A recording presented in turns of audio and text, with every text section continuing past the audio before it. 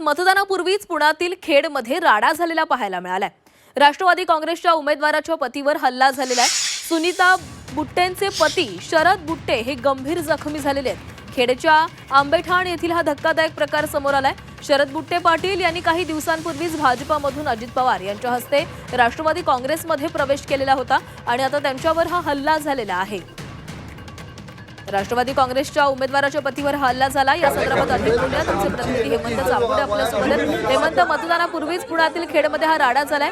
उमेदवाराच्या पतीवर हल्ला झालाय, काय कारण होतं, वाद काय झाला होता? नक्कीच प्राची, पुणे जिल्ह्याच्या आज खेडमध्ये जिल्हा परिषद आणि पंचायत समितीसाठी आज मतदान होत आहे आणि मतदानाच्या अवघ्या काही तासाआधी राष्ट्रवादी काँग्रेस अजित पवार पक्षाचे जे काही उमेदवार आहेत सुनीता बुट्टे पाटील यांच्या पतीवरती शरद बुट्टे पाटलांवरती रात्री अज्ञात व्यक्तींकडून हल्ला करण्यात आला। भाजपमधनं त्यांनी अजित पवारांच्या राष्ट्रवादीत दिवंगत उपमुख्यमंत्री अजित पवार यांच्या हस्ते हा पक्ष प्रवेश केला होता आणि कुठेतरी राजकीय प्रचाराच्या तोफा थंडावल्यानंतर रात्री हा हल्ला झालेला आहे। बुट्टे पाटील हे गंभीर जखमी झाले असून त्यांच्यावरती सध्या बालाजी हॉस्पिटलमध्ये उपचार सुरू आहेत। मात्र या हल्ल्यानंतर सध्या परिसरात तणावाचं वातावरण आहे।